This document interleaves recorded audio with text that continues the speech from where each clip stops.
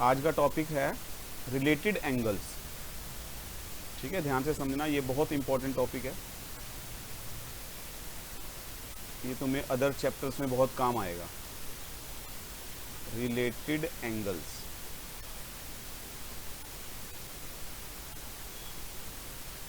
देखो सबसे पहले ले रहे हैं हम कॉम्प्लीमेंट्री एंगल्स।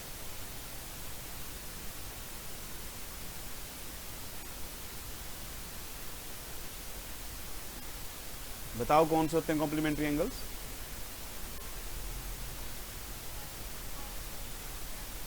हाँ बोलो।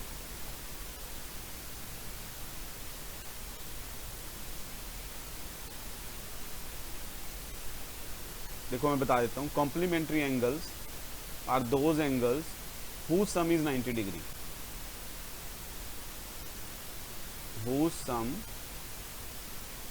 is 90 degree. Complementary angles, any two angles whose sum is 90 degree.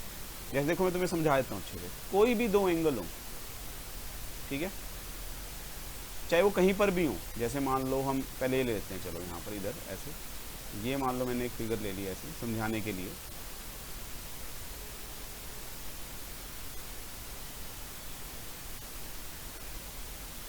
ठीक है, ये मान लो तुम्हारा है 40 डिग्री एंगल और ये सपोज तुम्हारा है 50 डिग्री एंगल, तो दोनों का सम कितना है? 90 डिग्री। तो इसका मतलब ये दोनों कौन से हुए? कॉम्प्लीमेंट्री एंगल हुए। Any two angles who some is 90 degree. और ऐसा नहीं है कि ये एक ही फिगर में हो, अलग अलग भी हो सकते हैं, दूर दूर भी हो सकते हैं। जैसे यहाँ पर ले लो, मान लो ये लेते हैं, मान लो ये एंगल लिया मैंने सपोज 60 डिग्री, ये यहाँ पर है इस फिगर में, ये इस फिगर में बना हुआ एंगल 60, और किसी और दूसरी फिगर में मैं ले लूँ यहाँ पर ऐसे।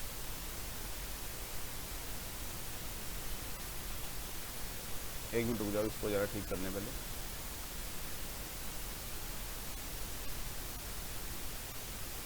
हाँ यहाँ से लेते हैं,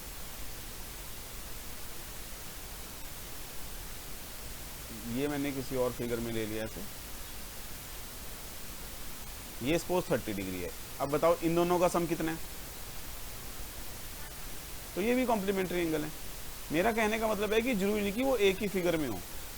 any two angles whose sum is 90 degree, they are called complementary angles. जैसे देखो ये मान लो कोई भी दो एंगल है, उनका सम 90 है।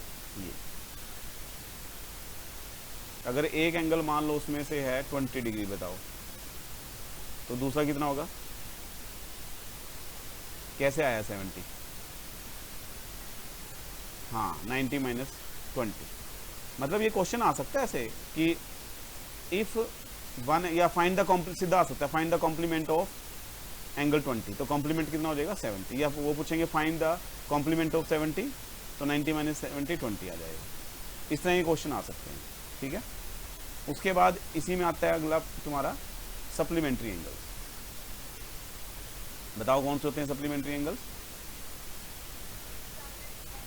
हाँ देखो याद आ गया ना, मतलब तुम्हें आता था, ये नहीं कि तुम्हें नहीं आता, बस तुम भूल गए थे थोड़ा, इसलिए तो ये बेसिक क्लास रखी जाती है, इसमें सब कुछ रिवाइज हो जाता है। सप्लीमेंट्री एंगल्स यानी any two angles whose sum is 180 degree. ठीक है, जिनका सम 180 डिग्री हो। वही इसमें भी, चाहे एक ही फिगर में हो, जैसे मान लो यहाँ ले लो, ये फिगर लो, ठीक है, ऐसे ऐसे ले लो। ये सपोज तुम्हारा 130 है और ये सपोज 50 है, तो इन दोनों का सम कितना है? 180। तो ये सप्लीमेंट्री एंगल है। एक ही फिगर में भी हो सकते हैं और दूर दूर भी हो सकते हैं। जैसे दूर दूर ले लो, मान लो ये एंगल सपोज, ये एक फिगर है, ये मान लो तुम्हारा है 100, इसको 80 ले लो, चलो 80 डिग्री, और दूसरा ले लो तुम ऐसे,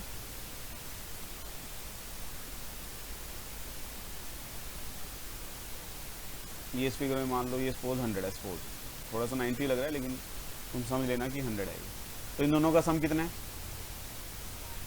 तो ये सप्लीमेंट्री एंगल है। ठीक है, इसमें भी ऐसे आ सकता है कि क्वेश्चन आ सकता है वही, जैसे 180 होता है जो एंगल सप्लीमेंट्री होती है उनका सम 180 होता है। वो कहेंगे इफ़ वन एंगल इज़ 110, या फिर वो कहेंगे कि what is the supplement of 110, तो क्या आएगा इसका सप्लीमेंट 70 डिग्री। कैसे आया 180 माइनस 110, बस ऐसे क्वेश्चन भी आ सकते हैं। मतलब ये नहीं है कि एक ही फिगर में हो, वो कहीं भी हो सकते हैं, अलग अलग भी हो सकते हैं। देखो जैसे मान लो ये बताया मैंने, अब ये 130 ये फिगर है, ऐसे 80 डिग्री यहाँ है, ये मान लो 35 सेक्टर में घूम रहा है चंडीगढ़ में, और ये 17 सेक्टर में घूम रहा है कहीं एंगल, लेकिन दोनों का सम तो 180 है ना, तो ये सप्लीमेंट्री हो, चाहे कहीं भी घूम रहे हो, दूर दूर हो। इसके लिए मैंने एक छोटी सी स्टोरी भी रखी है बच्चों के लिए, कि जैसे मान लो 2 ब्रदर्स हैं, एक मान लो कि अभी मान लो 3rd में है, एक 5th में है, दोनों स्कूल जा रहे हैं। फिर थोड़े बड़े हुए, जो 3rd वाला 4th में हो गया, 5th वाला 6th में, फिर इस तरह से जो 5th के बाद वो 6th में हो गया, वो 8th में हो गया बड़े वाला, फिर वो 7th में, वो 9th में, ऐसे करते करते 10th +1 +2 उन्होंने वो कर ली, फिर कॉलेज भी उन्होंने कर लिया, फिर उनकी जॉब लग गई कहीं मान लो। तो स्टार्टिंग में क्या होता है, जॉब ना कहीं और मतलब बड़े बिग सिटीज़ में मिलती है शुरू में, या कहीं और ऐसे, एक चला गया मान लो मुंबई, एक चला गया कोलकाता। ठीक है, तो अब मान लो जब शुरू में नई जॉब लगती है ना स्टार्टिंग, तो हमें काम अच्छा, परफॉर्मेंस अच्छी दिखानी होती है, हमें उनको प्रूव करना होता है कि हम अच्छा कर सकते हैं, और शुरू में छुट्टी भी नहीं मिलती इतनी जल्दी। तो वो ना बच्चे वहीं अपना मतलब बड़े हो गए और उन्होंने जॉब करने लग गए, तो 4-5 महीने उनको लगातार वो कर रहे हैं जॉब, 6-7 महीने हो गए उनको, वो घर भी नहीं आए। फिर दिवाली पे वो घर आए, मान लो उनको छुट्टी मिली और वो अपने घर आए चंडीगढ़। अब जब वो घर आ जाएंगे तो क्या कहेंगे आपस में एक दूसरे को, कि अब तू मेरा भाई नहीं रहा, तू मुंबई रहता है, मैं कोलकाता रहता हूँ, हम दूर दूर हो गए हैं, ऐसे बोलेगा वो? भाई तो भाई रहेंगे ना, चाहे एक यहाँ पर मुंबई में है, कोलकाता में, दोनों भाई हैं यहाँ पर, एक ये मुंबई में है, कोलकाता में है, मान लो ये एंगल 80 डिग्री मुंबई में है, कोलकाता में है, इनका सम 180 है, तो ये सप्लीमेंट्री एंगल रहेंगे चाहे कहीं भी हो। मतलब ये स्टोरी सुनाने का मेरा मेन एम ये था कि तुम्हें ये नहीं रहना चाहिए कि एक ही फिगर में होने चाहिए वो दोनों एंगल, चाहे वो सप्लीमेंट्री के लिए हो, चाहे कॉम्प्लीमेंट्री के लिए हो, चाहे वो एक ही फिगर में हो ऐसे, हाँ, चाहे वो अलग अलग फिगर में हो, लेकिन अगर उनका सम बन रहा है 90 तो वो कॉम्प्लीमेंट्री एंगल है, अगर उनका सम 180 बन रहा है तो वो सप्लीमेंट्री एंगल। समझ में आगे? ठीक है, अब हम लेते हैं अगले एंगल और हैं। अब आता है सबसे पहले एडजेसेंट एंगल, नंबर 3 ले लेते हैं इसको, एडजेसेंट एंगल।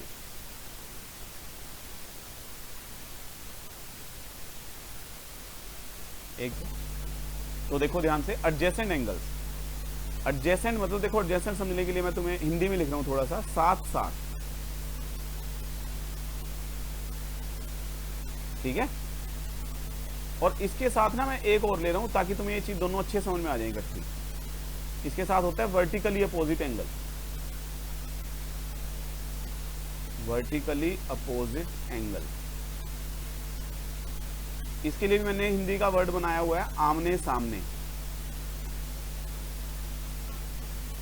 हाँ, आमने सामने। आज अच्छे से क्लियर कर लेना ये चीज, ये बहुत काम आएंगी तुम्हें, ठीक है। देखो एडजेसेंट साथ साथ, जैसे कि मान लो ये एक मैं फिगर ले रहा हूं, ऐसे बना ली मैंने अपनी तरफ से फिगर। अब तुम ही मुझे बताओगे, जैसे हम इसका नाम भी लिख लेते हैं, यहाँ पर पॉइंट्स दे देते हैं कुछ समझने के लिए। ए, ये मान लो बी पॉइंट है, ये ओ पॉइंट है, ये सी, ये डी और ये ई। अब मुझे बताओ तुम कि एंगल ए ओ बी के एडजेसेंट कौन सा एंगल है? ए ओ बी के एडजेसेंट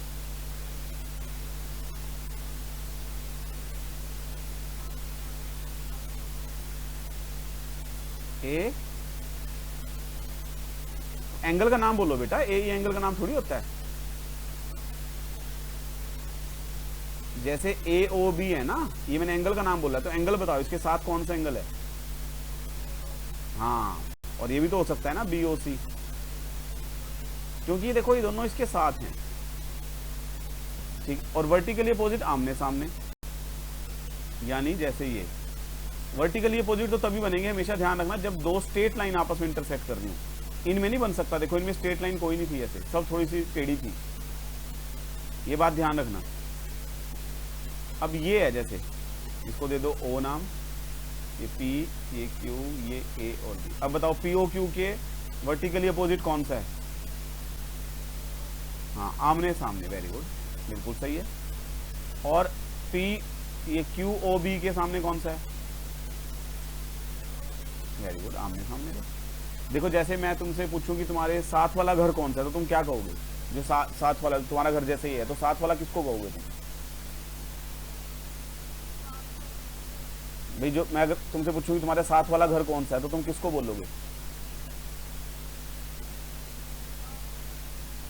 या तो तुम्हारे लेफ्ट साइड वाला या राइट साइड वाला, ठीक है ना, जिसकी दीवारें मिल रही हैं आपस में। जैसे ये एंगल है, देखो ये, अब इसके साथ ये तुम्हारा घर है मान लो, तो इस घर के साथ देखो ये वाला घर, इसकी दीवार मिल रही है ना, OB, ये कॉमन है बीच में, ये दीवार मिल रही है। इस तरह ये OA, ये साथ वाला घर है दूसरा, इसकी OA तुम्हारे साथ कॉमन दीवार है। तो जिसकी दीवारें आपस में मिल रही हो वो एडजेसेंट एंगल होते हैं। और आमने सामने, अगर मैं तुमसे पूछूं कि तुम्हारे सामने वाला घर कौन सा है, तो तुम जो बीच में गली है या रोड है उसको क्रॉस करके जो सामने है, आमने सामने, वही बोलोगे ना। हाँ, और वर्टिकली अपोजिट एंगल की एक और खास बात होती है कि vertically opposite angles are always equal. मैं लिख देता हूँ यहाँ पर, इसको शॉर्ट फॉर्म में लिखते हैं VOA। Vertically opposite angles are always equal. मतलब अगर ये 110 है तो ये 110 होगा तुम्हारा, और अगर ये तुम्हारा 70 डिग्री है तो ये भी 70 डिग्री होगा। समझ में आ गए? अब मैं लेता हूं यहां पर इसके साथ ही एक और है, लीनियर पेयर, वो भी ध्यान से सीख लो। लीनियर पेयर,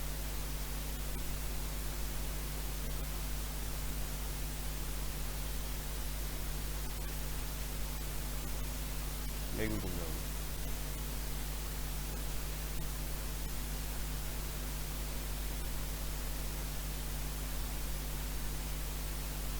लीनियर पेयर लेते हैं हम।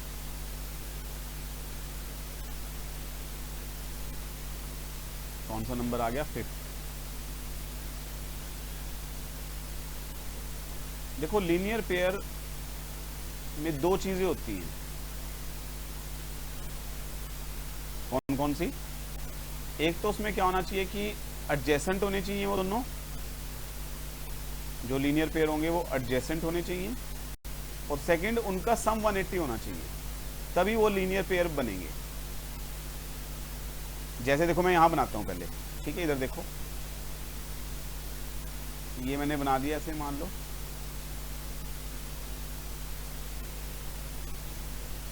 अब ये एंगल है मान लो तुम्हारा,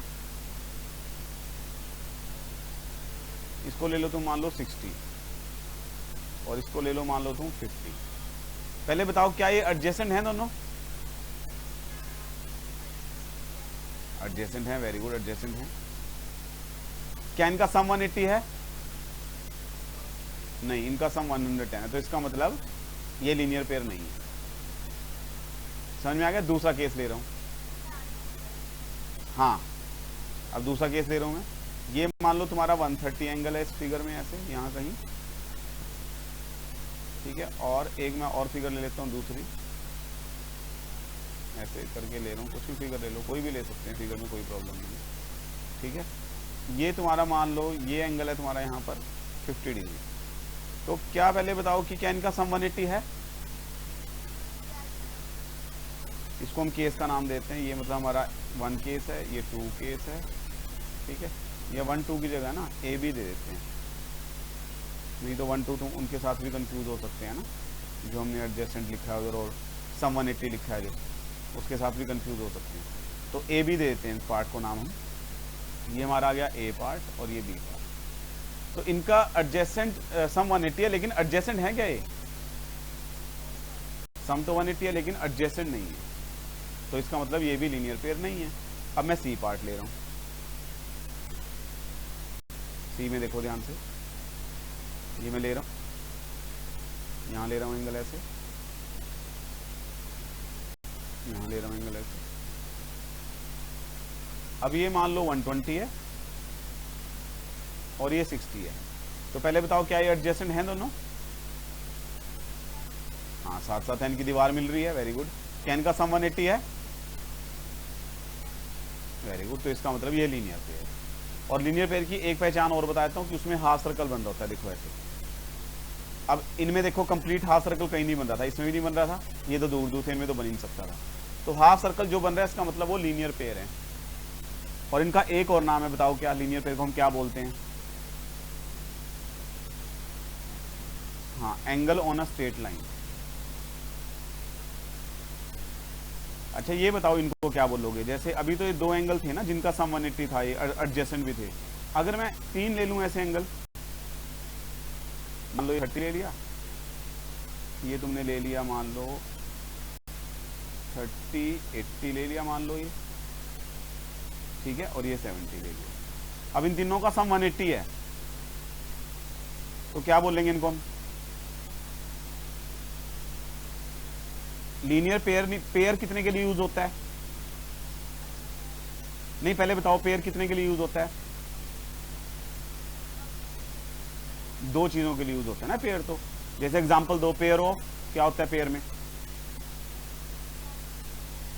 हाँ, pair of socks, pair of gloves, ऐसी चीजें होती हैं, ठीक है, पेयर ऑफ शूज।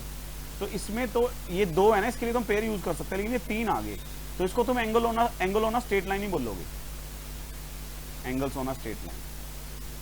अच्छा, इसको angle on a straight line बोल सकते हैं क्योंकि ये तो है ही ना angle on a straight line, लेकिन लीनियर पेयर भी बोल सकते हैं। मतलब angle on a straight line हम दोनों को बोल सकते हैं, इसको भी और इसको भी।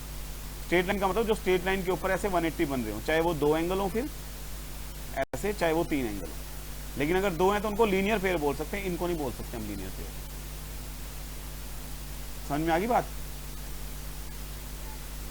ठीक है, तो ये तुम्हारा लीनियर पेयर तक का हो गया। 1 मिनट रुको।